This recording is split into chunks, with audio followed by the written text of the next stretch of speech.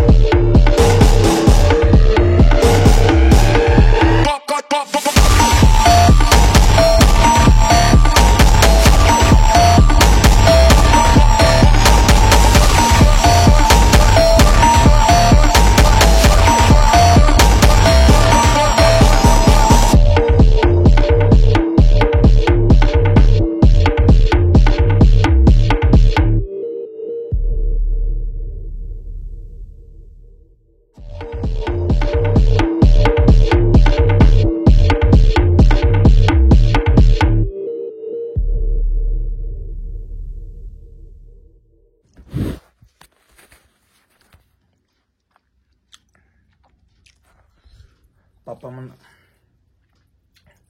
పప్పమ్మన్ పప్పన్నం is the best combination. నాకు చాలా ఇష్టం. ఎంత తినేస్తా పప్పు ఉంటే. కొంచెం పప్పు మంచిగా ఉండాలా, అన్నం మెత్తగా ఉండాలా, మంచిగా కలిపి లడ్డు చేసి మింగేస్తాం. మంచిగా ఉంటుంది తింటే. అయితే నార్మల్ ఇప్పుడు సబ్ టైటిల్లో లేకుంటే తమిళలో చూసి అనుకుంటాను. రిగ్రెట్. నిన్న జిమ్కి పోయినా, back workout, hands and triceps, అంటే hands and in the sense biceps triceps చేశాను. బైసెప్స్ చేసేటప్పుడు ఒక్కటేసారి ఎందుకో మూడు మొత్తం డౌన్ అయిపోయింది. చల్. ఒక్కటేసారి బైసెప్స్ చేసేటప్పుడు మూడు మొత్తం డౌన్ అయిపోయింది. ఆల్రెడీ నాది బ్యాక్ వర్కౌట్ అయిపోయింది, ట్రైసెప్ చేసేసిన, స్కల్ క్రషర్ మొత్తం ఎక్స్టెన్షన్, బైసెప్స్ ఇట్లానే చేస్తున్నా.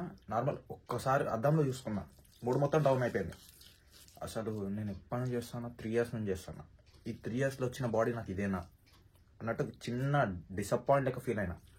ఎందుకంటే ఒకటి, అది బాడీ పెరగట్లే అంటే మన వల్లనే పెరగట్లే, అంటే కరెక్ట్ తినను, అది కాకుండా ఎక్కువ డ్యామేజ్ చేస్తాను మజిల్ని, కరెక్ట్ తినను, అక్కడ నాకు గ్రోత్ లేదు. సో అసలు ఈ 3 yearsలో నేను హైపర్ట్రోఫీ చక్కర్లో పడి ఇదేనా నేను గెయిన్ చేసింది అన్నట్టు వస్తుంది. ఓకే, రిజల్ట్ ఉంది, బిఫోర్ టు ఆఫ్టర్ సమ్వాట్ ఉంది, అంటే 3 yearsకి తగ్గట్లేదు. ఎందుకంటే నేను కరెక్ట్ డైట్ తీసుకోలేదు. ఏ రోజు నేను కరెక్ట్ మార్నింగ్ లేచి ఓట్స్ తినటం, లేకుంటే కరెక్ట్ ఒక 11 ఏదో ఒకటి స్నాక్స్ తినటం, మధ్యాహ్నం పర్ఫెక్ట్గా చికెన్ తినటం, కరెక్ట్ ఒక డైటరీ ఫైబర్ పక్కన పెట్టుకోవటం, ప్రీ వర్కౌట్లో స్లైస్ బెడ్స్ లేకుంటే పీనట్ బటర్, అట్లా టైం టు టైం ఫాలో అయినా ఒక్క రోజు లేదు. ఇఫ్ నేను నోట్స్ తెచ్చుకొని మొత్తం తెచ్చుకున్నా, సరే పొద్దున నోట్స్ తిన్నాం కదా, మధ్యాహ్నం ఏం తింటాంలే, మొత్తం ఫుల్ ఉంది కడుపు, మధ్యాహ్నం తిందాం, అంటే మిడ్ స్నాక్స్ ఏం తింటాంలే, ఫుల్ ఉంది కడుపు, మధ్యాహ్నం తినేద్దాం ఎక్కువ అన్నట్టు ఆ మైండ్ సెట్ ఉంటుండే. ఇక్కడ మిస్టేక్ ఏమైందంటే నేను తిన్నాను, అదొకటి. మొత్తం హైపర్ట్రోఫీ చక్కర్లో పడి హైపర్ట్రోఫీ చక్కర్లో పడి ఎక్కువ మజిల్ని డ్యామేజ్ చేసిన, కరెక్ట్ తినలే, అదొకటి డ్యామేజ్ అయిపోయింది. ఇంకా మంచిగా రికవర్ కాలే మజిల్, అక్కడ ఒకటి మనకు మైనస్ అయింది. సో అసలు ఈ 3 yearsలో నేను ఏదైనా బిల్డ్ చేసింది అన్నట్టు వచ్చింది మైండ్ సెట్. సో అసలు నేను ఇప్పుడు ఏం చేద్దాం అనుకుంటాను అంటే, మనకు డైటా ఇప్పుడు మనకి ఇన్కమ్ సోర్స్ లేదు, ఏం లేదు, ప్రజెంట్ ఇప్పుడు కోర్స్ నడుస్తుంది. During this process strength training మీద ఫోకస్ చేస్తాను.